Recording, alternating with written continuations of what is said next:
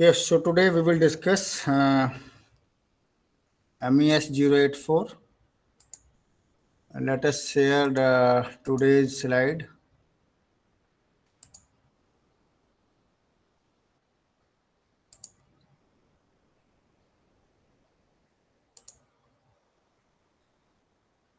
Yes, is it visible?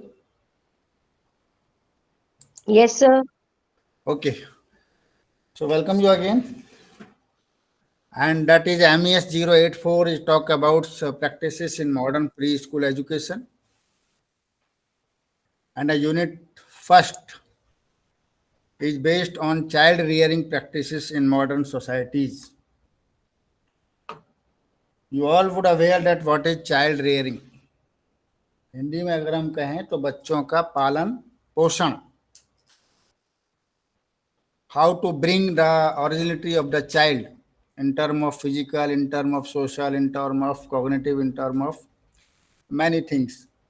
सो बच्चे को विकास के लिए जितनी भी चीज़ें लालन पालन के लिए जितनी भी चीज़ें ज़रूरी होती हैं उनका शारीरिक मानसिक इन सब के विकास के लिए जो जो भी प्रैक्टिसेस यूज की जाती हैं by the teacher, by the parents, by the school, by the society, that we are going to discuss in today's session.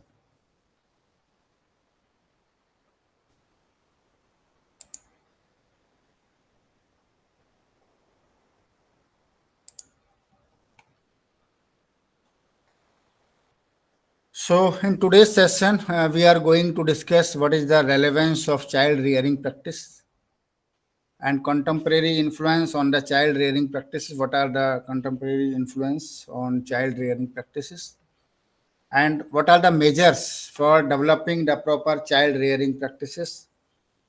And the next is the compare child rearing practices prevailing in various societies, means that may be the urban society, that may be the rural society, or that may be the even international societies. Analyze the scope of good child rearing practices in the present context where we are living. So that we are going to discuss as an overview. Next. Yes. So as you are aware, all are aware that what are the child rearing? The process of bringing up a child or children means बच्चे का originality वास्तविक रूप को उजागर करना, उनको bring into the light by doing many kind of practices. So child rearing है बच्चों का लालन पालन पोषण किस तरह से करना है in the school, in the society, at the home, that all comes under the child rearing practices. So child rearing needs a total involvement. Total involvement means unconditional love from family, from parents, from peer group, and from school, societies, commitment, perseverance, and total support on the part of parents and relative. So ये है child rearing practice. आपके जो बच्चे के जो parents हैं, बच्चे के जो रिलेटिव्स हैं, वो इस तरह की जो सपोर्ट देते हैं, means love the child and उसका preservance and commitment towards the child and their demand and their social and physical development में जितनी भी डिमांड्स होती हैं, जितनी भी नेसेसिटीज होती हैं, उन सबको पेरेंट्स पूरा करें. That all comes under the child rearing. Child rearing varies according to different parenting style. Yes, because different parenting style है. आपने देखा हुआ right education at right time, nutrition and healthy food, medical care at the time of need and emotional security, and further with support. So बच्चे के age group के according उसकी education होनी चाहिए. ये भी चाइल्ड रेयरिंग प्रैक्टिसेस का एक पार्ट है. न्यूट्रिशन एंड हेल्दी फूड उसको प्रॉपर मिले, ये भी चाइल्ड रेयरिंग प्रैक्टिस का पार्ट है. और आपने देखा होगा हेल्दी बॉडी और हेल्दी माइंड है साउंड बॉडी है हेल्दी माइंड. अगर बच्चे का शारीरिक रूप से विकास नहीं है, the child is not healthy, so उसका कॉग्निटिव मेंटल डेवलपमेंट में अफेक्ट. सो मेडिकल केयर भी टाइम से ज़रूरी है, जब भी उस बच्चे को टाइम टू टाइम ज़रूरत पड़ती है. एंड नेक्स्ट है emotional security. Emotional security and support is also the key factor of child rearing. Child rearing means training or bringing up a child by parents or parent substitute. सो ये एक तरह का training है बच्चे की कि पालन पोषण किस तरह से करना है, उनको क्या एथिकल वैल्यूज देनी है, क्या सोशल वैल्यूज देनी है, किस तरह से उनका फर्दर डेवलपमेंट करना है. And this development is not only concerned with mental or cognitive, it also concerned with physical and motor development. So it differ from parenting in the sense that in a child rearing, the emphasis on the act or training or bringing up child, ये मैंने आपको बात discuss कर ही लिया है. अगर if we summarize or one good definition or one kind of explanation was given by Bochard in 1994 and Janney and O'Connor in 2005. What is transmission of the tradition? Tradition means family जो culture है, किस तरह का पहनावा है, किस तरह से रहना, that all comes under the tradition. How to live, how to wear the cloth and how to live the life, that all comes under the tradition. Believe means लोगों, कुछ लोग आपने देखा होगा, सम आर जो they believes in God, they don't believes in God, and some are neutral. तो these are the believes. Culture and cognitive actions from parents to the offspring means one एक generation से one generation to other generation, tradition, believes, cultures and cognitive functions, ये one generation to second generation में पहुंचाना, ये भी एक child rearing का part है. सो वेरी गुड डेफिनेशन और very good explanation given by these two educationists, Bouchard and Janney O'Connor. Next, yeah, this is our main focus, the child rearing practices in modern society. Social science expert identify the following dimensions of the child rearing practices. Means they believe training for obedience, training to take responsibilities, training to take care and help younger siblings and other dependent pupil, training to achieve standard of excellence in performance, how to perform better, how to achieve the kind of excellence. सो बच्चे को आज्ञाकारी बनाना, जिम्मेवारी अपना आप वो सीखे, अपनों से छोटे बड़ों, छोटों से प्रेम करे, बड़ों का रेस्पेक्ट करे, है ना. कोई भी अगर उसको परफॉर्मेंस दी गई है उसमें बेस्ट अपना टाइम दे, बेस्ट अपना एनर्जी लगाए. तो ये that all comes under the child rearing practice according to the social science expert और kind of social expert. Next is training to care of themselves. देखिए, अपने आप की भी केयर करना उतनी ही जरूरी जितने हम दूसरों की करते हैं. To be an independent child तैयार करना, that also comes under the child rearing practices. The significance of child rearing practices, क्यों, why this child rearing practices are significant. So one is to develop the awareness about the child care for the overall growth of the child to make him or her as a complete person, as a complete man.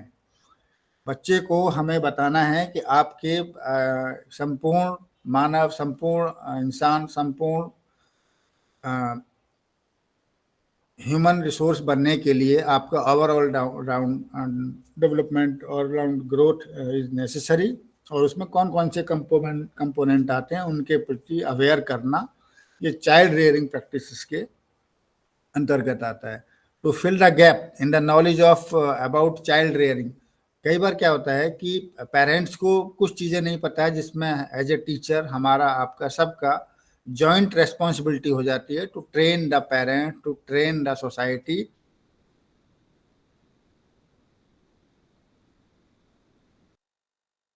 Practices with respect to cultural differences.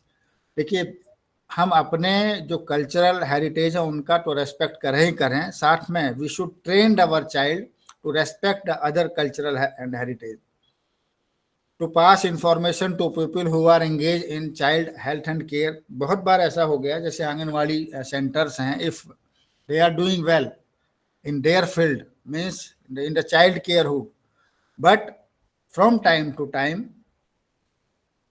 many informations need to reach them so that they may take adequate changes in their methodology to child care। तो इसलिए time to time उनको भी information मिलती रहनी चाहिए, इसलिए भी child rearing practices की सिग्निफिकेंट है। To translate the knowledge obtained into the action, जो भी है वट एवर, हमें जो नॉलेज मिली कि हमें बच्चों को ये पोषण में ये fruits, vegetable and all, milk and all, ये सब देना है, ये सिर्फ नॉलेज तक ही सीमित ना रहे, that should be transferred into the reality. उन बच्चों को वो सब देना भी है, वो भी एक चाइल्ड रेयरिंग प्रैक्टिसेस का सिग्निफिकेंस है। So this is little about what is child rearing and what are the child rearing practices and why child rearing practices are important. Next, what is the influence on child rearing practices? देखिए, one is the discipline. You know, discipline direct the child in developing and understanding about desirable and undesirable behavior expected from them. एक चीज मैं आपको I would like to share to all, administration is good but self discipline is more important. प्रशासन से हम किसी को कतार में लाके खड़ा कर सकते हैं, बट उनको अगर वो if the people are not disciplined, तो डिसिप्लिन होना अपने आप में एक वैल्यू है अमंग द ह्यूमन। सो ये एक इन्फ्लुएंस फैक्टर के रूप में काम करती है। some children are disciplined, so उनकी चाइल्ड रेयरिंग प्रैक्टिसेस में जो भी आप ट्रेनिंग दे रहे हैं, they can grasp new knowledge easily and freely, whereas the indisciplined child, उसके लिए आपको बच्चे को केयर करने में ज़्यादा मेहनत करनी पड़ेगी, और you may have various disciplinary actions also. बच्चे को आप उसको प्यार से समझाएंगे नहीं, उसको थोड़ा सा आप उसको डांट भी सकते हैं, डांट के साथ में देयर में भी पॉसिबिलिटी कि आप उस बच्चे को थोड़ा सा ट्रेन करें उसको। और कई बार क्या होता है कि आपने देखा होगा, बल्कि इन अभी तो ये बच्चे को टच करना, या बच्चे को पहले आप जिस जमाने में हम लोग पढ़े हैं, हमारे गुरुजी छड़ी से हमें सिखाते थे कि आपको ऐसे करना है, ऐसे नहीं करना है। But now days, because that now days education is child centre, तो हम आप सब लोग क्या हैं, उनके फैसिलिटेटर हैं, उनके गाइड हैं। So anyway, so discipline is the more important factor that have the good influence on child rearing practices. Goal, each parents has different goal. आपने देखा होगा कि हर पेरेंट्स का अलग अलग गोल है। कई पेरेंट्स चाहते हैं कि मेरा बच्चा डॉक्टर बने, इंजीनियर बने, कोई चाहते हैं कि मेरे घर का बिजनेस संभाले, कोई कहते हैं कि ये सिविल सर्विस में जाए। तो सबकी फैमिली के गोल्स अलग अलग हैं as per their different parenting style.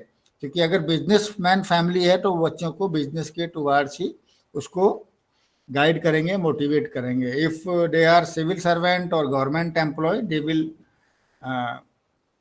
nurture their child according to their goals and this destinations. So educated parents, this is also important. If the parents are educated, so they are very much aware about what is good, what is wrong, and what is the importance of education and what is the right way of living. But whereas this illiterate parents, they are not aware. So here our role becomes very important to train accordingly for the good child rear practices, ताकि उन बच्चों का भी शारीरिक, मानसिक और ये सब डेवलपमेंट हो सके। Type of family, child rearing practice में एक और इम्पोर्टेंट फैक्टर है किस तरह की फैमिली में बच्चा रह रहा है, whether the family is joint और न्यूक्लियर। तो उनके पेरेंटिंग स्टाइल भी डिफर हो जाते हैं। If the joint family is there, then the childrens are learning from their grandmother, grandparents. If the nuclear, So they are dependent on their mother, father, and school and society only. So type of the family is also important for child rearing practices. Parents values means खुद जो parents हैं उनकी क्या values हैं, उनके क्या belief है, उनके क्या रिलीजियस फेथ हैं, child accordingly follow that value, that beliefs and that religious faith. So ये भी एक important factor है. Religion of parents too, that also have good influence on child rearing, because from which religion parents are belonging. Economy, yes, if the parents are economically sound, definitely their child rearing practices will be good. They will take care, they will nurture their child as per good infrastructure and assets. Where if the family members are not having good economic or good wealth, so accordingly they will have less child rearing practices, because they may not have the good food, they may not have the good infrastructure for child rearing practices. Yes, growth of urban area, if the family is from urban area or from rural area, so definitely that will impact, that will have good impact on child rearing. So this is the kind of what are the influence of different important factors on child rearing practices. Next, essential elements for good child learning. Sorry, child rearing. It is not learning. So one is the quality time. Quality time is important for parents when the issue of child rearing comes up, because आपने देखा होगा बहुत parents उस बच्चे के बचपन को, childhood को एंजॉय करते हैं, they enjoy it, and that time is quality time for them, because they enjoy, they learn from the child, they play with the child, they find a kind of happiness moment by playing with or by nurturing the child. So this is the important for good child rearing. अगर हम उस बच्चे के उस time को good time या quality time के रूप में लेते हैं, so we learn and we taught and we built a good rapport between the parents and child. Child need both a male and female role model. आपको पता है कि बच्चे के लिए, माँ के लिए, सॉरी बेटी के लिए उनके पापा रोल मॉडल होते हैं, और बेटा के लिए उनकी mummy role model hoti hai. But every parents, either mother or father, they are role model for their children. So do not spoil the child by this showing parents and treat to avoid parents guilt feelings. देखिए बहुत बार होता है हम लोग जब हम अपने बच्चे को लालन पालन पोषण कर रहे होते हैं, तो उस समय पेरेंट्स का रोल, उनको ऐसी कोई भी चीज नहीं सिखानी है जो आपके वैल्यू सिस्टम से बाहर हो, या उनको अगर वो पूछता है कोई अननेसेसरी को क्वेश्चनिंग होती है, तो उनको आप टैक्टफुली जो एज ए पेरेंट्स उसको आप डील करें. Do not encourage misbehave. आप कभी भी good parents do not encourage the misbehave like stealing, lying, aggression etcetera. They deal them patiently without shaming or scolding. उनको चिल्लाना नहीं है, उनको शर्म भी नहीं करना है, उनको बड़े प्यार से उनको समझाना है कि इस तरह के misbehave are against the society norm. Guide your child towards healthy eating habit. आपने देखा होगा कि बच्चे को टाइम से खाना खाने के लिए आप उसको गुड हैबिट्स डालिए. ऐसा ना हो कि बच्चा हर समय खा रहा है या बच्चा पूरे दिन खा ही नहीं रहा है. To create good habit, good eating habit among the child. Be aware of oral health of children. Pay visit occasionally to dentist. ये देखिए आपको अपने बच्चे को ट्रेन करना है कि आपको ब्रशिंग करनी है मॉर्निंग एंड इवनिंग में. टाइम टू टाइम आप उसको डेंटिस्ट के पास लेके जाते हैं, सो डैट बाकी चीज़ें इश्यूज ना इन्वॉल्व हों. क्योंकि बच्चे के अगर ब्रशिंग नहीं होगी, उसका जो क्लीनिंग नहीं होगी, तो फिर वो उसकी फूड हैबिट पर भी इम्पैक्ट कर सकता है. Promote positive emotions like self-esteem, self-confidence, self-worth. One is the cooperation with the peer group, family members, kindness, joy. Okay, so these are the basic or emotions. These has to be developed. These has to be inculcated among the child by the parents. Understand? Discipline and punishment are the two different concepts. देखिए बच्चे को discipline में करने के लिए आपको पता है कि कई बार हमें उनको पनिश भी करना पड़ता है, बट पनिश विद केयर। जैसे आपको ऊपर भी हमने शेयर किया कि उनको स्कॉल्ड नहीं करना है, उनको प्यार से समझाना है। Open communication channel with your children. ऐसा ना हो कि द चाइल्ड इज शाई, ही और she is not sharing the things with mother and father. So good relationship और गुड और open communication should be established between the parents and their children. Children start asking questions from around the age of 3 onward. ये एक important चीज़ है कि इससे पहले बच्चा questioning नहीं करता है। इस at the age of 3 years he or she start the questioning with the parents or mother, father or grandmother, grandfather, whatever. If the family is joint, so they may question their grandparents also. If the family is nuclear, they are confined to ask their questions with mother and father. So these are the essential elements. Next, current trend. अभी जिस हम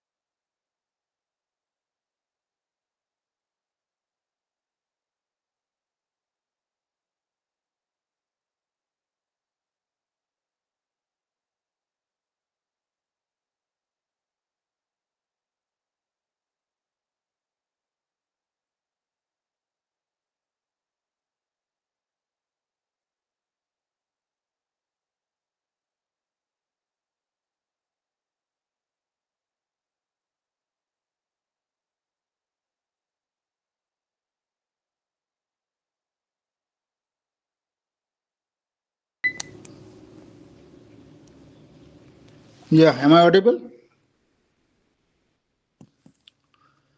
Because there is no electricity right now, so I am not able to share the slides. Yes, but I will discuss the things. In the current trends, the child rearing practices is means child rearing practices in Indian context, child rearing practices in American system, and the child rearing practice in Swedish system. So three systems has been discussed in your syllabus. So Indian context, you are aware that India is the one among the most potential country in the world in term of human resource, because आपको पता है सबसे बड़ा human resource कहाँ है, वो हमारे India में है. About 345 million children in India. So child rearing in Indian system has strong roots on family culture. चूंकि हमारा family culture बहुत strong है, इसलिए child rearing सिस्टम भी हमारे इंडिया का बहुत स्ट्रांग है और स्ट्रक्चरल है. Socio economic status and religions have important role on these practices in Indian context. Indian mothers are very close to their babies. This is fact. In other system, mothers are not very close, but in Indian system, mothers are very close to their babies. They enjoy physical closeness to their babies. Indian family strongly favour male children in all respect then female child. But एक ये drawback है Indian philosophy का कि हमारे Indian family में अभी भी still in present context also अभी भी मेल चिल्ड्रन को घर में ज़्यादा तरजीह दी जाती है rather than female child in many family. It is not common, but it is mostly. So child rearing practice in Swedish system. Swedish parents enjoy government subsidies. वहाँ क्या है, बच्चे को गवर्नमेंट सब्सिडीज पर छोड़ देते हैं और गवर्नमेंट सब्सिडीज में ही बच्चे को शारीरिक, मानसिक, फिजिकल सारे विकास उसके गवर्नमेंट सब्सिडी पे होते हैं. Swedish government provide leave for both to mother and father to look after their babies up to the 16 month. 16 month तक के बच्चे को डेवलप करने के लिए वो टाइम टू टाइम कभी मदर को छुट्टी, कभी फादर को. Although it is also applicable in Indian context also. हमारे यहाँ पैटर्निटी लीव और मैटर्निटी लीव का प्रोविजन है. Even child care leave also admissible to the government or this employee of good company. The culture of Swedish society assumes that both mother and father are equally responsible for physically, psychologically, and economically parenting.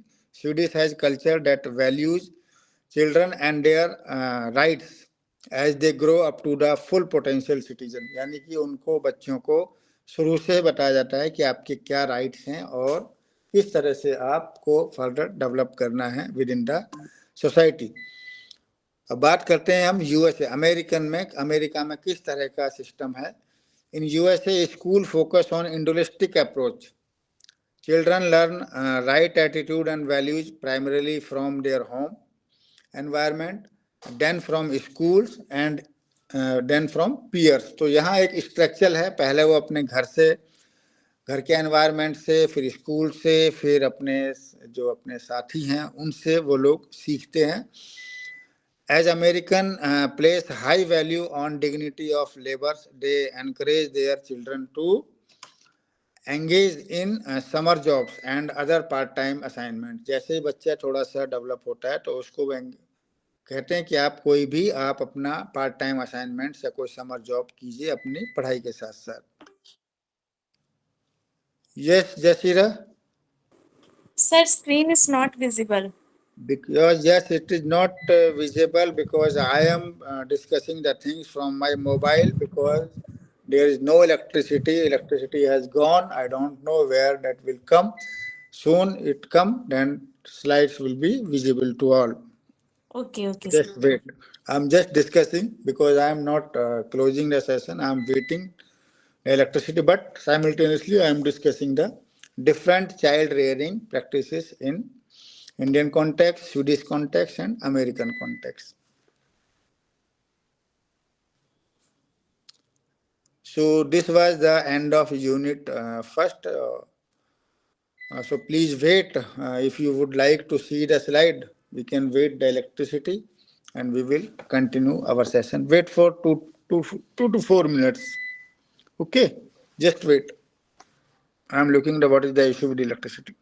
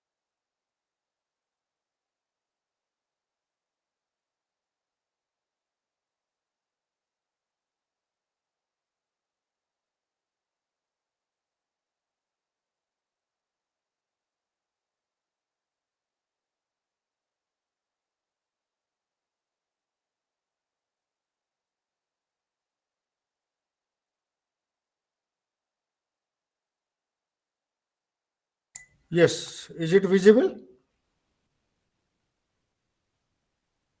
Yes, sir. Yes, sir. Actually, light, electricity is not there, so let us try to complete whatever we can. So that we have discussed the where was yes different trend in Indian context and that Swedish context and American context. So that was the unit 1. Next is the unit 2 that talks about the comparison of child rearing practices in developed and developing countries. Although you are aware, आपने जब Indian context and USA and Swedish context के बारे में थोड़ा जाना, तो ये भी क्लियर है कि किस तरह की चाइल्ड रेयरिंग प्रैक्टिस होगी इंडियन कॉन्टेक्स्ट में और कैसी आपकी इंडियन मीन्स डेवलपिंग कंट्रीज में और कैसी डेवलप्ड कंट्री में चाइल्ड रेयरिंग प्रैक्टिसेस होगी. So let us take the meaning and importance of child rearing practices. Already discuss हम लोगों ने पहले स्लाइड्स में डिस्कस कर लिया है कि क्या मीनिंग है, क्या अर्थ है चाइल्ड रेयरिंग का और क्या इम्पोर्टेंस है. The factors that influence the child rearing practice, ये भी हम स्लाइटली डिस्कस कर चुके हैं, बट इसको फिर दोबारा से देखेंगे. The child rearing practices in various countries means abroad and developed and developing countries के context में देखेंगे. And the major child rearing activities in इस तरह की जो major child rearing activities हैं दोनों developing and developed countries में. So let us take quickly so that we try to yes.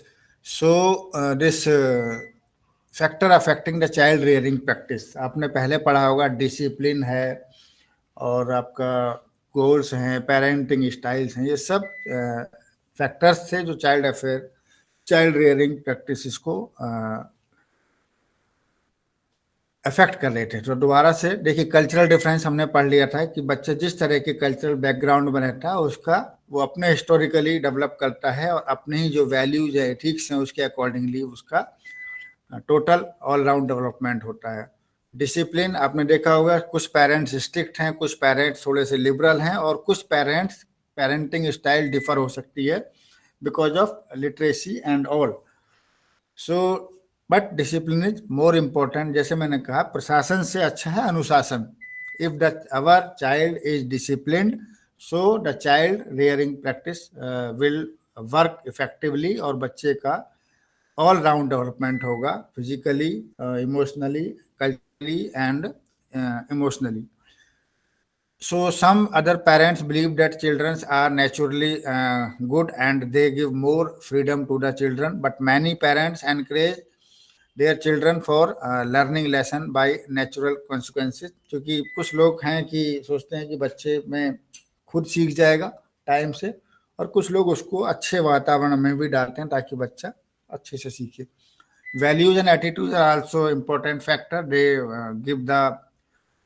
They affect the child rearing practices. जिस तरह की वैल्यूज फैमिली की होंगी उसी तरह की वैल्यूज बच्चे में भी ट्रांसफर होंगी. Attitudes is also same because values and attitude preached in the family are being absorbed by the child because उसी वातावरण में, उसी माहौल में वो पल रहा है, बढ़ रहा है, तो वो अपने उन्हीं बिलीफ्स को वो कैटर करता है फर्दर डेवलपमेंट एज में. सब parents send their children for work but adults encourage employment just because they can use the money as they like. ये भी एक वैल्यूज हैं कि हम कई बार बच्चों को कहते हैं, बहुत पेरेंट्स कहते हैं कि अगर आपको कुछ और करना है तो पहले कमाना सीखो, just try to earn, just learn to earn. और कुछ फैमिलीज हैं कि जो बच्चे को इन्हीं वैल्यूज में, चूंकि उनकी वैल्यूज है, उनके घर के उनके कुछ बिजनेस हैं या कुछ ट्रेडिशंस हैं, वो बच्चों को उन्हीं में इनकलकेट करते हैं. तो इसके भी चाइल्ड रेयरिंग प्रैक्टिस पर बहुत इम्पोर्टेंट इफेक्ट पड़ता है. यस, तो ये कुछ चाइल्ड रेयरिंग प्रैक्टिसेस हैं इन डेवलप्ड कंट्री. डेवलप्ड में जैसे स्वीडन है, जैसे हम स्वीडिश सम सिस्टम अभी पढ़े थे. जापान है जो आपका डेवलप्ड कंट्री में है. सो स्वीडन को हम देख लेते हैं. Swedish babies are lucky as government take child rearing very seriously. Government provide subsidies, जो हम अभी डिस्कस किए. For child rearing and also support the right of child. हमने कहा कि वो बच्चों पेरेंट्स को भी अल्टरनेटिवली वो लोग लीव देते हैं जब तक उनका बच्चा 16 मंथ का ना हो जाए। So equal time for parents, emphasis on work, social emphasis, treatment of children, government support of parenting, preschool education. These are the key factor of child rearing practices in Sweden. Japan, in Japan, children fewer than they belonging to God। चूंकि Japan में एक है belief कि हर बच्चा God का अंश है, they belongs to God.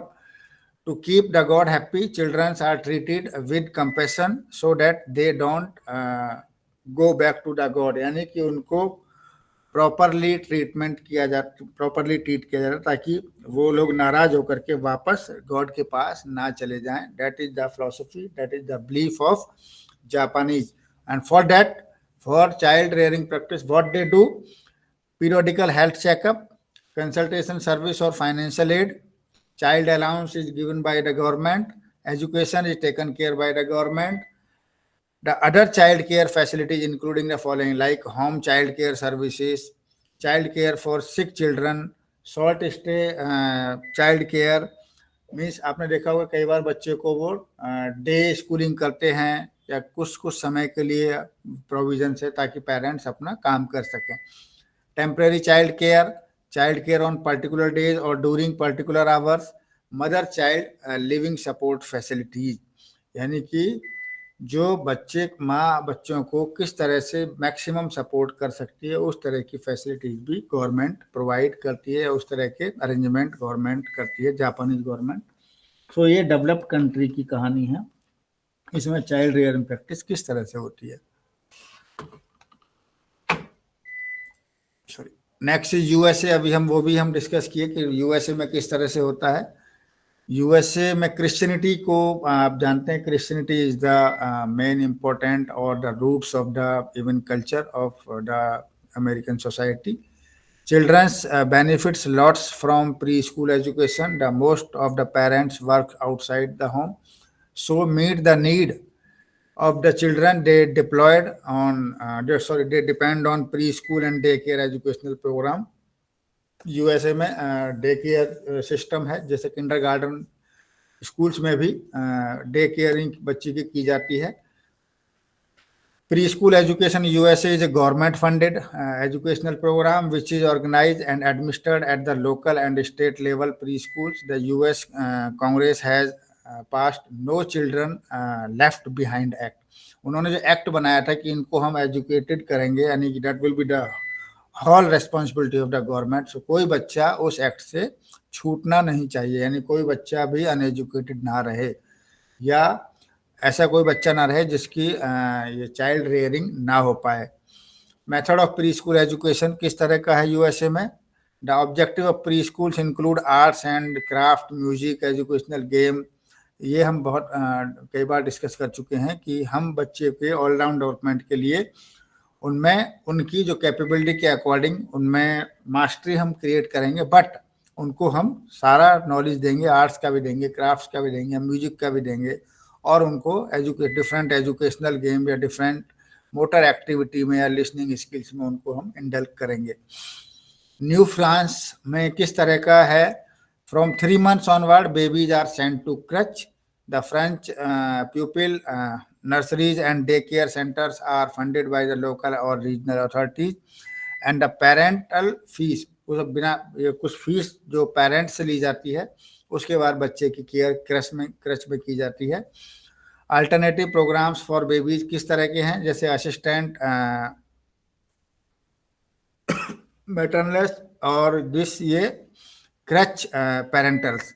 सो आप यहाँ पर क्या होता है कि जो बेबी है वो इट इज फॉर बेबीज और after school care for the older children they are paid to look after children either on their own premises, यानी उनके खुद के घर में या उनके क्रच में उनको प्रॉपर बच्चे की केयर करने के लिए पेरेंट्स फीस देते हैं। They are allowed to take 5 children at the one time. एक समय में उनके क्रच या उनके जो प्लेस है वहाँ पे सिर्फ 5 बच्चे रह सकते हैं।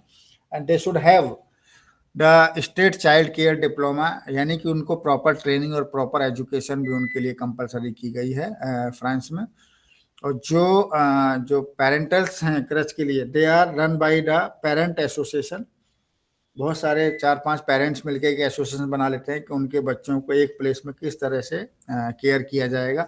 Parents pay an equal share of cost, they provide food and equipment and play and active role in the nursery management. So France में इस तरह का केयर की जाती है बच्चे की। New Zealand is also comes under the developed country. The mother in New Zealand are serious and dedicate themselves for care, giving to their babies. Most of them have no choice since they often have no close family support, and since the father often worked long hours, so many of the mothers felt unproven and sometimes अनएक्नोलेज। सो इसलिए यहाँ पर mother's क्या ज्यादातर समय अपने बच्चे के साथ गुजरता है। Just wait.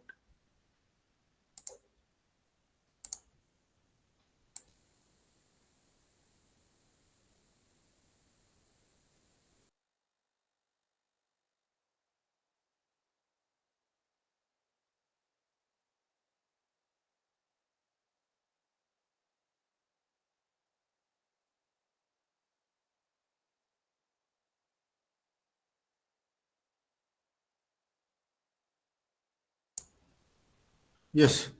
सो न्यूजीलैंड में आपके जो बच्चे को केयर करने के लिए अब कौन कौन से ऑप्शंस हो सकते हैं। किंडर गार्डन्स हैं जिसमें 2.5 से बच्चों को वहाँ पे एनरोल कर लिया जाता है, और एक किंडर गार्डन में एक टीचर के साथ 15 बच्चे रहते हैं। इनमें 3 इम्पोर्टेंट स्ट्रक्चर्स हैं। एक है play centre, day care, play group. Children can attend with parents and gradually without parent support। वो बच्चे वहाँ पे अकेले पेरेंट्स के साथ खींच सकते हैं, उनके लिए डे केयर में क्या है, उसमें एक प्रॉपर छोटा सा है, फ्लेक्सिबल है वो, लेकिन उनको लर्न करना होता है, उनको सीखना होता है। चूंकि उसमें कैरिकुलम इन्वॉल्व है, थोड़ा सा ज्यादा एक्सपेंसिव हो जाता है, क्योंकि इसमें प्रॉपर ट्रेनिंग भी जरूरी हो जाती है जो उसको हैंडल करते हैं या केयर करते हैं बच्चे की, यानी कि वो प्री स्कूल टीचर या जो आपके जो ट्रेंड उसमें जो टीचर्स होंगे वो प्रॉपर चाइल्डहुड केयर एजुकेशन से फुली इक्विप्ड होंगे, किस तरह की, यानी चाइल्ड फिलोसफी एंड ऑल से। प्ले ग्रुप में many pre schools play group are providing their services for child rearing. They meets weekly और fortnightly. Some of the programs are diploma classes, gym group, music group, coffee group. तो इस तरह के छोटे छोटे group में वो बच्चों की वीकली या फोर्टनाइटली या मंथली आपस में इकट्ठा होते हैं, और वो पीयर लर्निंग से वो एक दूसरे से साथ सीखते हैं। ये भी एक तरीका है न्यूजीलैंड में।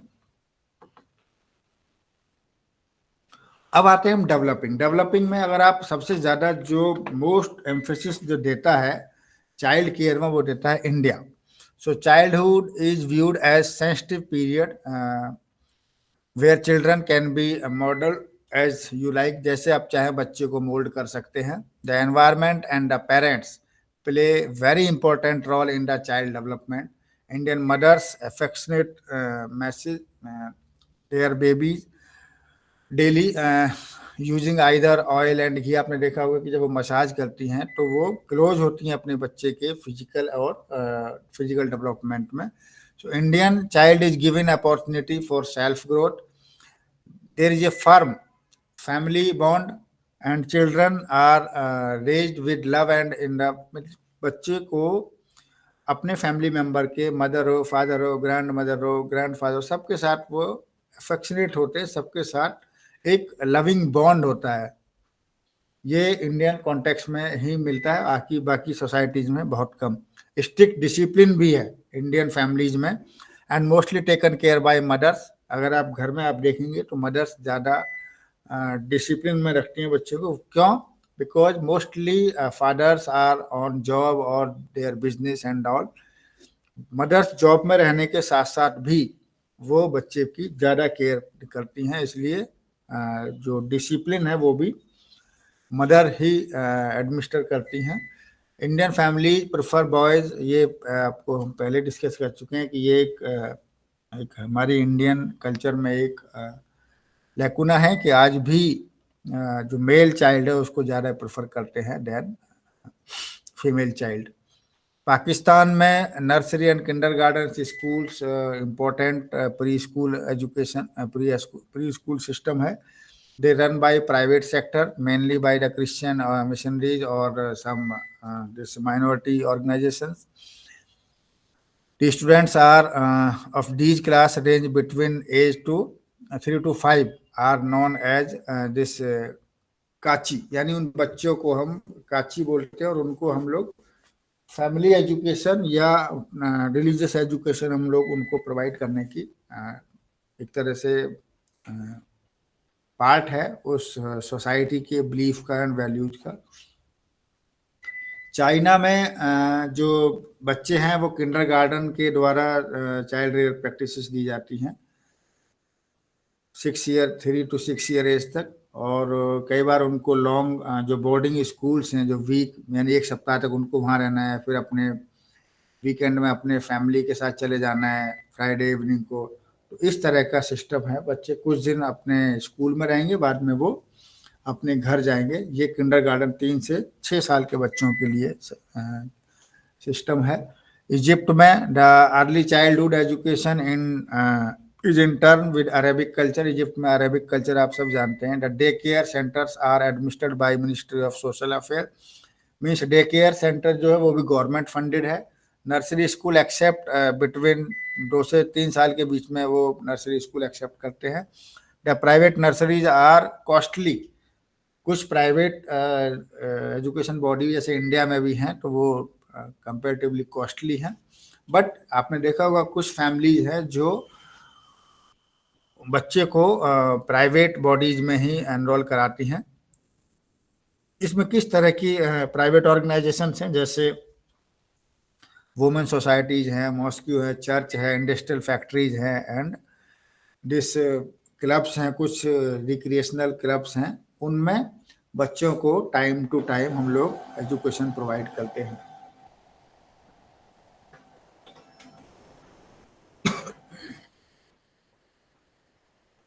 So what is the basic difference, दोनों में क्या डिफरेंस है ये आप समझ गए होंगे कि जो ऑल डेवलप्ड कंट्रीज हैं वो रिकॉग्नाइज और इम्पोर्टेंस देती हैं गुड ट्रेनिंग एंड जो बच्चे हैं उनके एक्सपीरियंस को आपस में भी शेयर करते हैं और उनके साथ भी शेयर करते हैं फ्रॉम द अर्लीस्ट डेज, जब तक वो बच्चा डेवलप ना हो जाए। डेवलपिंग कंट्रीज में इस तरह की चाइल्ड रेयरिंग होती है। In the both cases, the responsibility of child rearing is put on the soldier of women. Men participation comparatively less, ये तो इंडियन कॉन्टेक्स्ट में भी है। Now they encourage sharing of responsibility between father and mother. But government ने तो provision किए हैं कि अल्टरनेटिवली उनको चाहे चाइल्ड केयर लीव पर भेजें या मैटरनिटी या पैटर्निटी पर, it is a joint responsibility, but still the mother roles is more than their fathers. Researches कुछ रिसर्च भी हुई हैं जो कहती हैं कि developed and developing countries seriously look on the upbringing of their babies, and the government passed various acts to provide financial support for running various pre-primary schools, giving nutritious food, medical care and providing good training to the teachers. So अब दोनों ही country में, चाहे वो developed हो या developing हो, child rearing practice के context में दोनों का प्रयास ये है, दोनों की गवर्नमेंट का, कि वो बच्चे को प्रॉपर फूड इंश्योर करें, प्रॉपर एजुकेशन, प्रॉपर जो प्री एजुकेशन है वो इंश्योर करें और उसके लिए प्रॉपर ट्रेन टीचर भी इंश्योर करें। Developed countries treat boys and girl equal, but developing में आप देख रहे हैं कि बॉयज को ज़्यादा प्रेफर करते हैं then girls. Developed countries concentrated on individual development of the very new generation, but developing में आपने देखा होगा कि वो सोशल डेवलपमेंट को ज़्यादा तरजीह देते हैं, ज़्यादा इम्पोर्टेंस देते हैं। Children of developed countries experience more freedom than that the developing country. Educational availability is higher in developed countries. Children enjoy various types of grants and other facilities. Recently, there is a progressive range in the field in the developing countries also. अभी हमारे even Indian context में भी, हालांकि अभी भी ये creche and this kindergartens and Montessori schools are purely funded by private body, but कुछ government के जो इनिशिएटिव्स हैं वो भी हैं, जैसे आंगनवाड़ी सेंटर्स हैं या और डे स्कूल्स हैं, या उसके बाद बहुत सारे जो गवर्नमेंट स्कूल्स हैं, ऑल्दो वो ज़्यादा उसके बाद है, but even primary education is also. हमारा जो एक्ट है इंडियन कॉन्स्टिट्यूशन का, एक्ट 14 कहता है कि सभी को 21 कहता है कि सभी को 14 ईयर एज तक free and compulsory education provide करनी है। Well organised programme in developed countries make the training systematic and effective. Developing भी ट्राई कर रहे हैं कि वो इसको क्वालिटी एजुकेशन प्रोवाइड करा सके सभी बच्चों को। हालांकि डेवलप्ड में चीज़ें सिस्टमेटिक हैं, but we are also in developing countries also trying our level best to reach or to fulfill the needs of the child। इसके लिए बहुत सारे गवर्नमेंट प्रयास भी हैं, बहुत सारे इंडिविजुअल प्रयास भी हैं, बहुत सारे सोसाइटल प्रयास भी हैं। ये एक छोटा सा चार्ट है कि प्री प्राइमरी जो एनरोलमेंट है in developed and developed countries में कैसा है, क्या रेशो है।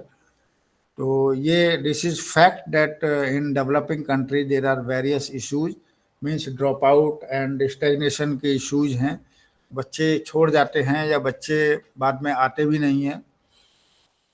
बट इन डेवलप्ड कंट्री ये जो रेशो है वो मच बेटर है, because their parents are well qualified, they are very much aware about the need and importance of education.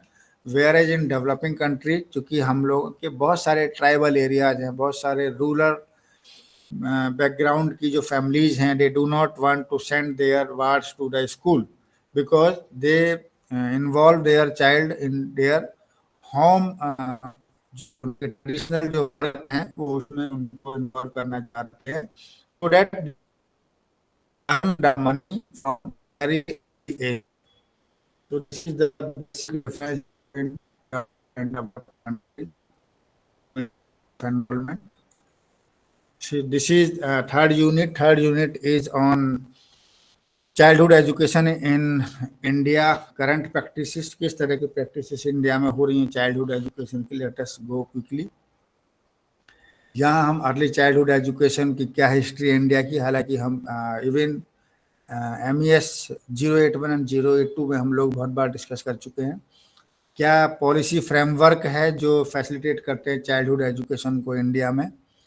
कुछ आइडियल प्रैक्टिसेस हैं जो प्री स्कूल्स में ऑर्गेनाइज की जाती हैं। कुछ हमारे जो एक्लेक्टिक अप्रोच हैं जो चाइल्ड रेयरिंग में बहुत इम्पोर्टेंट है, एंड जज the adequate and unadequate of current practices and derive measures to improve their these practices। तो किस तरह से जो हमारी जो प्रैक्टिसेस हैं इसमें इम्प्रोवाइज कर सकें या कुछ बच्चे का और बेहतर विकास हो सके, तो इसके हम डिस्कस करेंगे। लेट अस गो हिस्ट्री।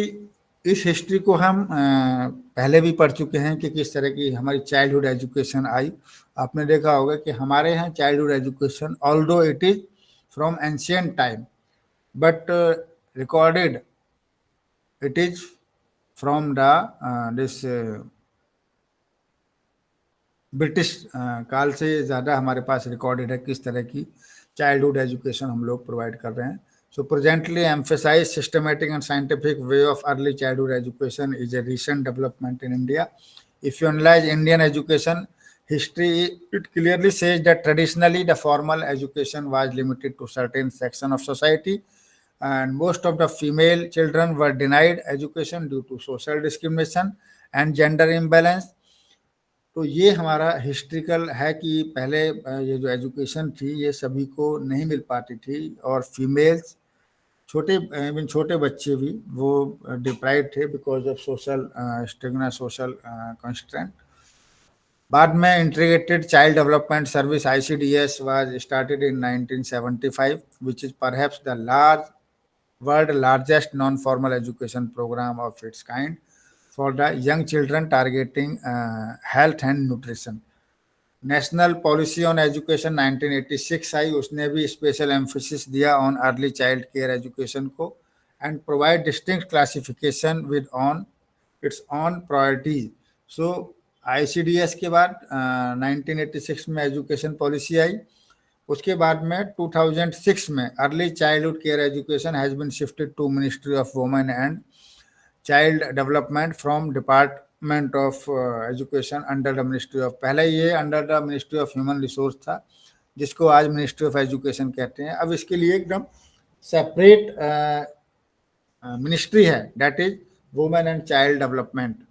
और राइट टू एजुकेशन एक्ट 2009 में एक और जो सिग्निफिकेंस स्टोन आया, मील का एक पत्थर आया, जिसने बच्चे के लिए इसको एक कंपलसरी बना दिया कि वो उसका राइट है to get the education. Philosophy of pre school education, ये देखिए 3 फिलोसफी जो हैं। पहली है फ्रोबेल एक एजुकेशनिस्ट है जिन्होंने किंडरगार्टन नाम के स्कूल चलाए इंडिया में, और जिनका मेन फोकस था कि वो 3 to 7 ईयर बच्चे को प्री स्कूल एजुकेशन देंगे, ताकि स्कूल प्राइमरी स्कूल जाने से पहले वो नेचुरली और स्पॉन्टेनियसली डेवलप कर सके अपने स्किल्स, अपनी क्रिएटिविटी को।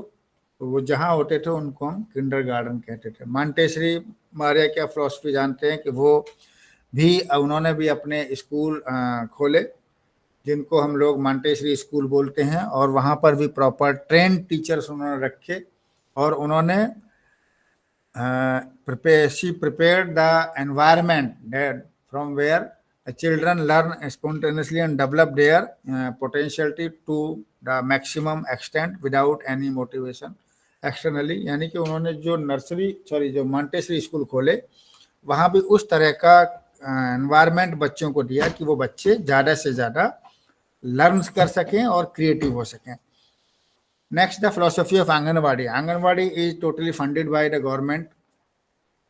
एक कैरिकुलम भी होता है इसमें आंगनवाड़ी में, जिसमें जो वहाँ पर जो आंगनवाड़ी जो सहायिका हैं, जो इंस्ट्रक्टर हैं, वो 3 साल के बच्चे को सिखाती हैं, 3 से 5 साल के बच्चों को अलग सिखाते हैं ताकि वो स्कूल जाने के लिए रेडी हो सके।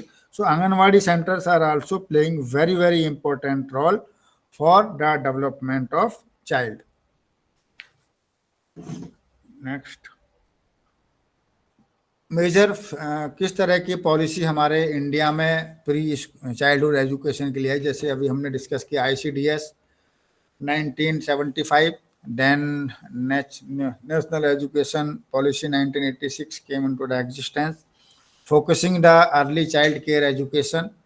Then the national nutritional policy came in 1993, identified children from 0 to 6 years as a high risk group and proposed to give high nutrition services to the children। उन्होंने ये आइडेंटिफाई किया कि 0 से 6 साल के बच्चों को विकास के डेवलपमेंट के हैसियत से बहुत ही इम्पोर्टेंट एज है, क्योंकि इसमें अगर बच्चे का प्रॉपर न्यूट्रिशन नहीं हुआ तो उसका मेंटल डेवलपमेंट उतना अच्छा नहीं होगा।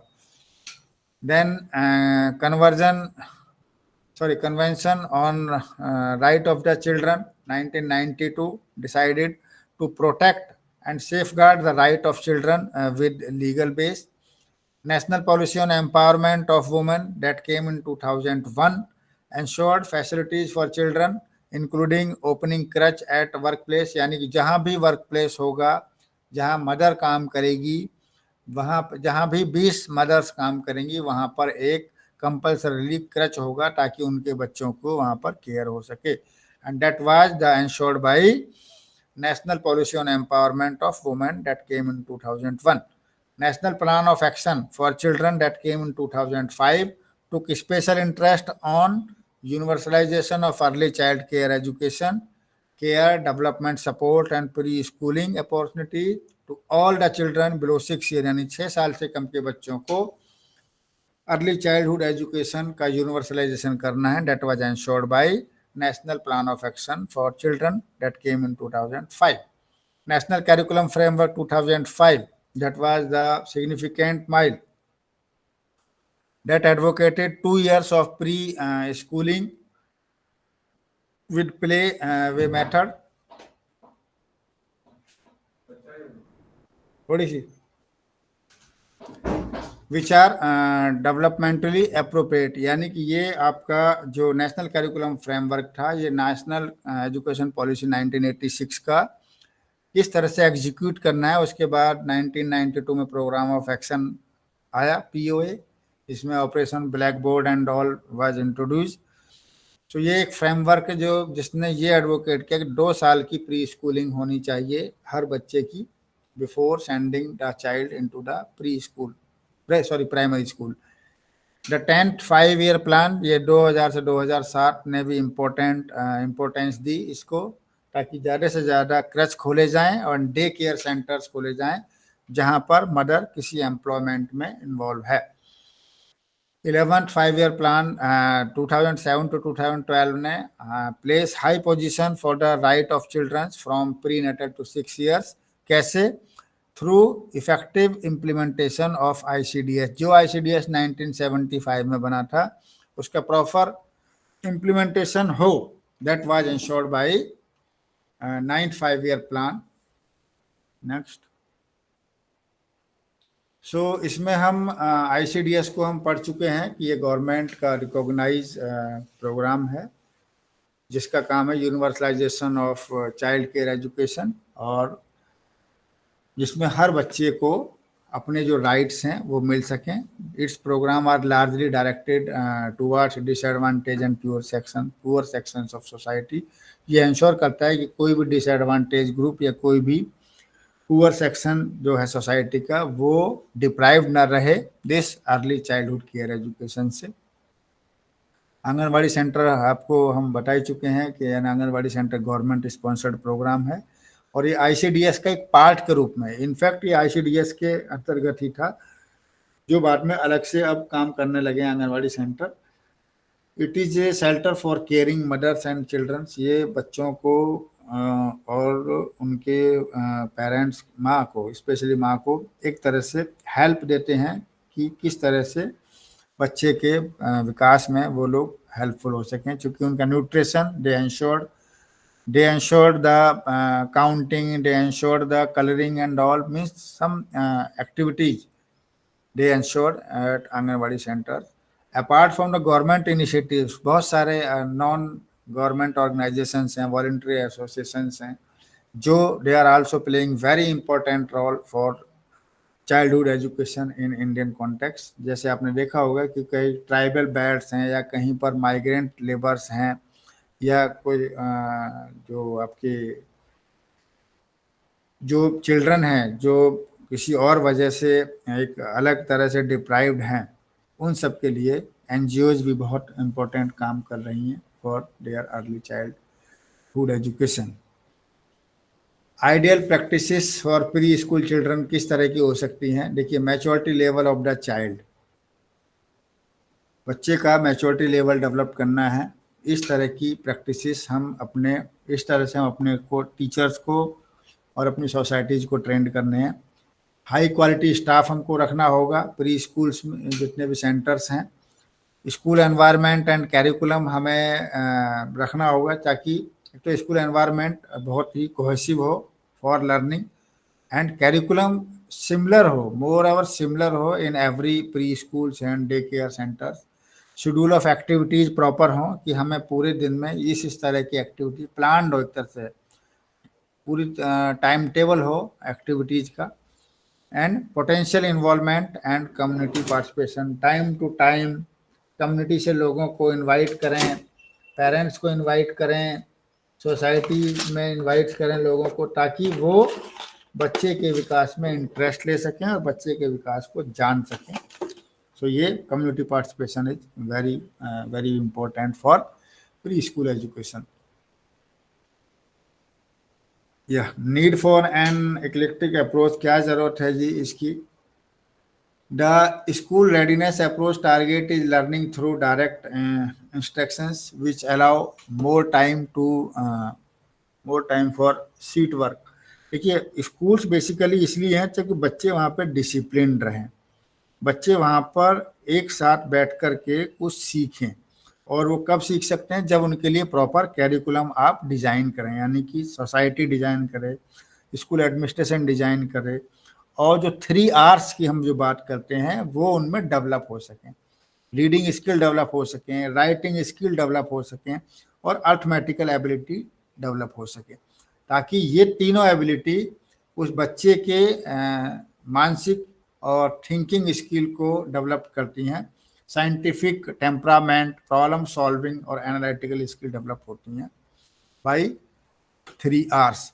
Arithmetical concepts could be develop through, ये डिस्क है, ब्लॉक्स हैं, आपने देखा होगा छोटे छोटे बच्चों को प्ले स्कूल में डिफरेंट तरह के पजल्स, डिफरेंट तरह की जो हम एक्टिविटीज देते हैं जिससे उसमें अर्थमेटिकल या मैथमेटिकल एबिलिटी और स्किल डेवलप हो सके। Play could be considered as an important medium for social learning too. देखिए कोई भी प्ले में, एक तो कोई भी प्ले बच्चा अगर खेल रहा है तो उसमें लर्निंग टूगेदर की एक कैपेबिलिटी डेवलप होती है, और किस तरह से वो उसको ग्रुप में काम करना है, किस तरह से ग्रुप में उसको रिएक्ट करना है, एक्ट करना है, कैसे निगोशिएट करना है, कैसे हैंडल करना है। अगर वो कुछ डिसअपॉइंटमेंट भी होता है उसको, तो पीयर ग्रुप के साथ, अपने एल्डर के साथ किस तरह से उसको एक्ट करना है, किस तरह से फर्दर खेलना है, दैट कम्स। तो ये भी स्कूल सिस्टम डेवलप करता है कि हम अपने बच्चों में किस तरह की ये चाइल्ड रियल एक्टिविटीज डेवलप कर सकें, उनमें सेंस डेवलप कर सकें। Next, so this is unit 4. Let us take a small time, just 15-second break, and we will try to complete this unit 4, a whole block. And that unit 4 is talk about childhood education. Childhood education में regional specialities क्या है या स्पेसिफिटीज क्या है, and किस तरह की practices हैं। जैसे पंजाब में कुछ और तरह की प्रैक्टिसेस होंगी, हरियाणा में कुछ और तरह से होंगी, साउथ में, केरल में, मिजोरम में, हर जगह रीजनल जो वैल्यूज हैं, रीजनल इथिक्स हैं, they have very very impact on the child development. So let us see, just wait 15 seconds.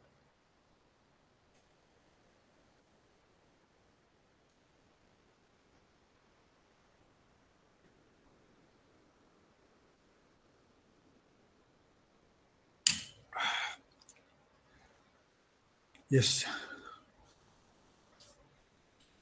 So in this unit, we will discuss the childhood education practices in India. किस तरह की childhood education practices हैं India में, regional specifications क्या हैं, strategies क्या होंगी जो स्टेट्स लेते हैं promoting childhood education, evaluate the constitutional provision, किस तरह के कॉन्स्टिट्यूशनल प्रोविजन हैं, कितने अडॉप्ट किया है, कितनी गवर्नमेंट पॉलिसीज आई हैं, और assess the implications of childhood education practices for preschool education in India. देखिए आपने देखें कि बहुत सारी चीज़ों का रिवीजन है, बट डिफरेंट तरीके से।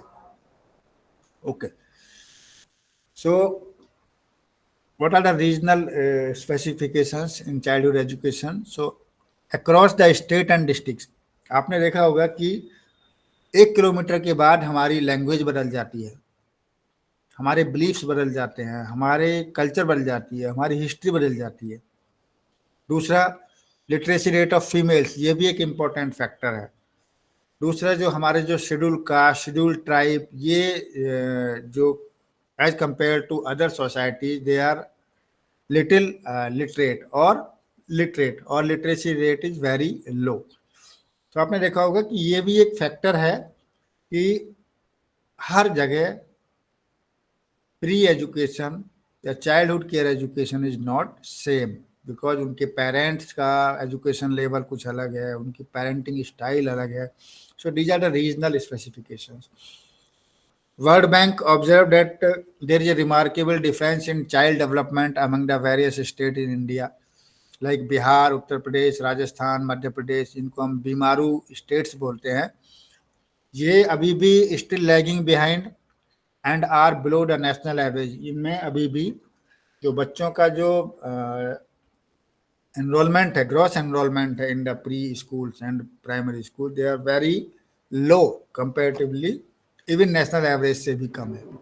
Studies shows that children belonging to rural areas reflect the least probability of attending any educational program as compared to children in urban areas. Rural areas में, as I said, कि rural areas में अभी भी parents are not aware, they are not sending their wards into the school for learning and understanding. They are involving their children in their home business or home traditional work. So what, as a result, in rural areas only 21.4% children are attending any school program, whereas in urban areas it is 36%. अगर आप देखें तो ये भी बहुत कम percentage है even in urban areas. Interstate variation in participation in school program exists. In states like Kerala, Maharashtra, Punjab, Tamil Nadu, more than 25% children are enrolled in preschool education. Children from states like Bihar, Uttar Pradesh, Jharkhand, Chhattisgarh, यहाँ पर बहुत लो enrolment है in term of pre school admissions. तो ये pre schools में थोड़ा सा history है कि सभी बच्चे, सभी पेरेंट्स बच्चों को, इवन अर्बन एरियाज में भी 36% पेरेंट्स के बच्चे ही जाते हैं प्री स्कूल्स में. और ये जो रेशो है that is very very low in rural areas. और स्टेट वाइज भी कुछ स्टेट्स हैं जहां बहुत अच्छा है एनरोलमेंट और कुछ स्टेट हैं जहां पे बहुत कम है. ये कुछ प्रोजेक्ट हैं जो डिफरेंट स्टेट्स ने अंडरटेकिंग किए हैं. पहला है early childhood education project. Various research and development projects have been implemented for strengthening pre school education by reducing the incidence of stagnation and dropout. So dropout and stagnation को रोकने के लिए बहुत सारे प्रोग्राम चलाए हैं. जैसे राजस्थान में आपने सुना होगा ये दिस वन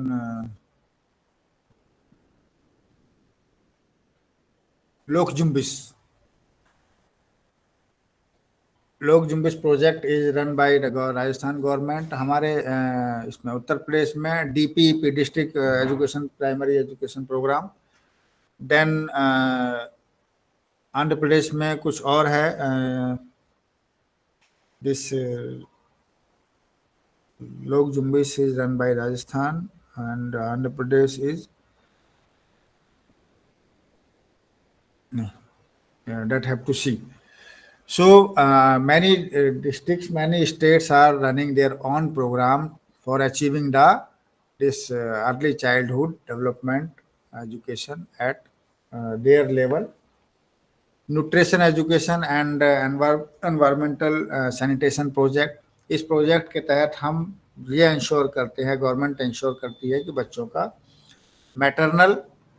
जो टेक्सुअल मटेरियल्स है on health, nutrition and environment sanitation, वो बच्चों को दिखाया जाए और उनको समझाया जाए.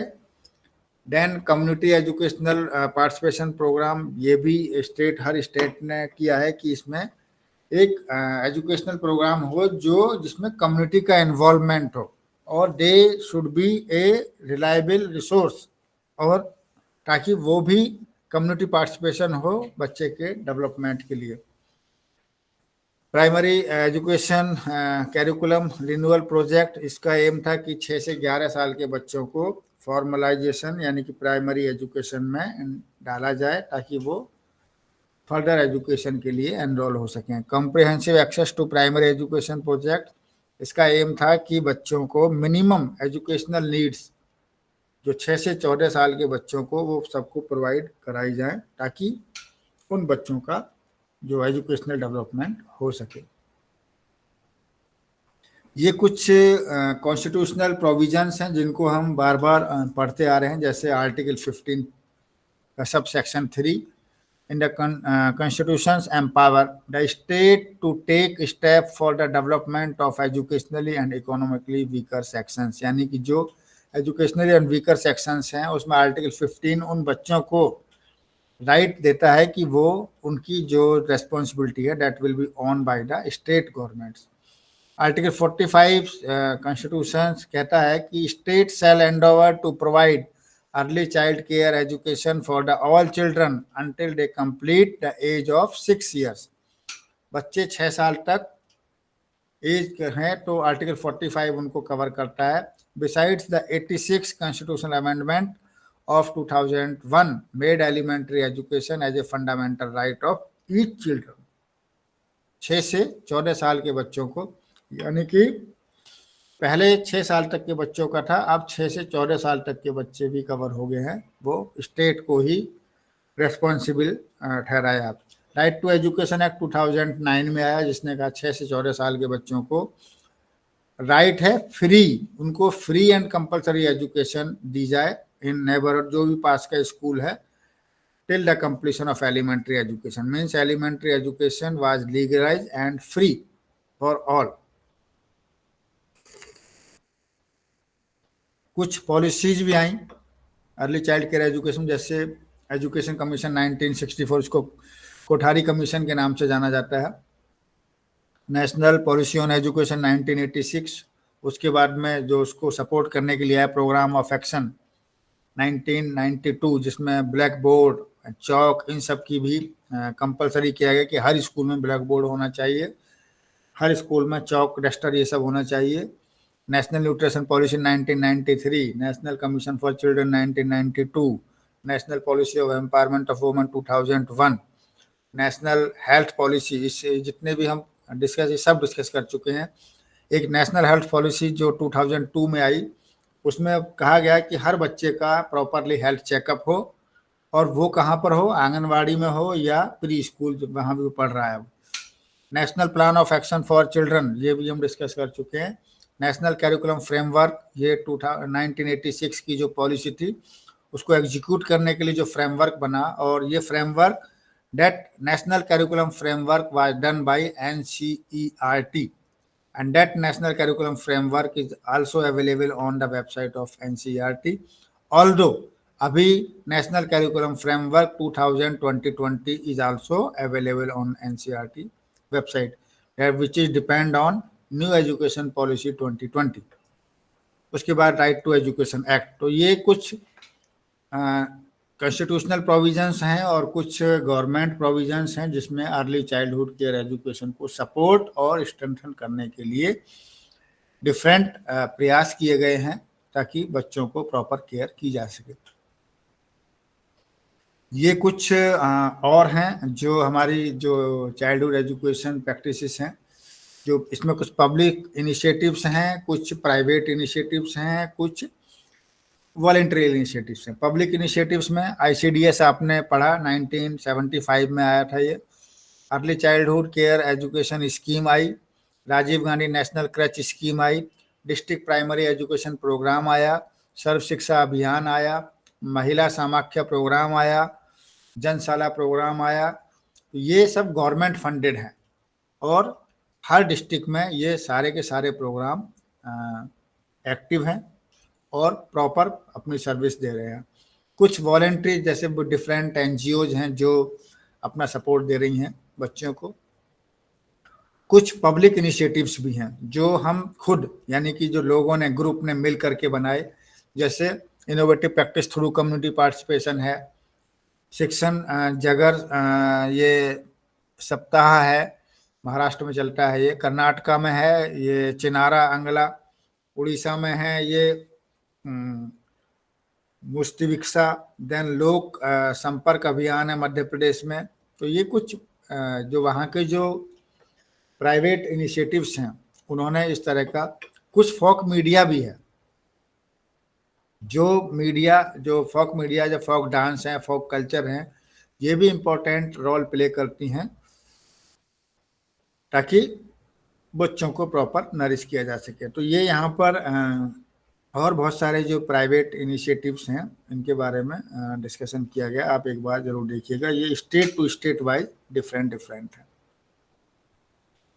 Implications for pre school education. Pre school education की इम्प्लीकेशंस भी हम बहुत कई बार रिपीट कर चुके हैं।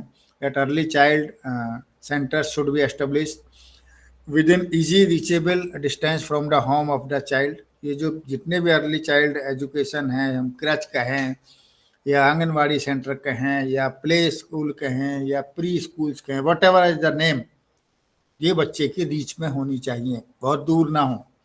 All activities related to early child education should be linked with primary schooling system। क्योंकि हम अर्ली प्री प्राइमरी एजुकेशन का बेसिक एम है to develop the child for primary education. तो इस तरह की एजुकेशन दी जाए, that should be link with primary schooling system. Mass public awareness programme किए जाएं ताकि बच्चों को टाइम टू टाइम और पब्लिक को टाइम टू टाइम अवेयर किया जा सके अर्ली चाइल्ड एजुकेशन से।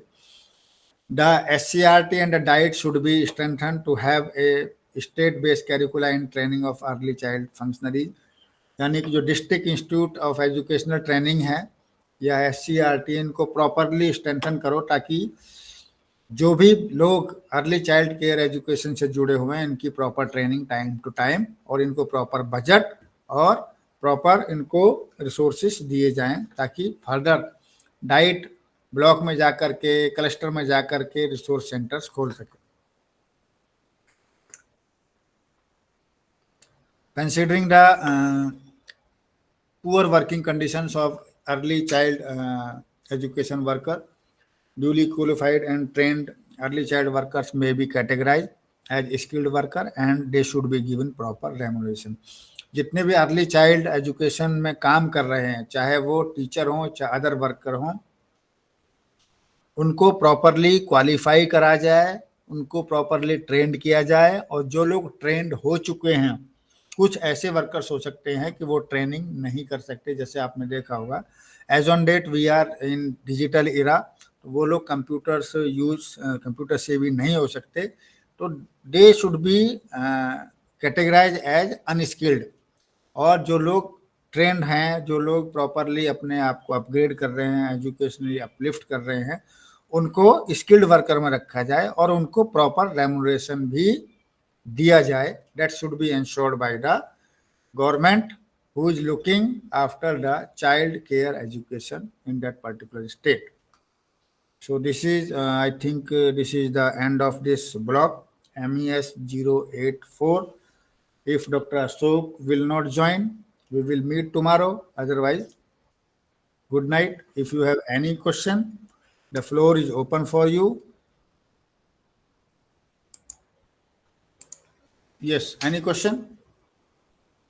No, sir. Okay, we will meet tomorrow। thank you, have a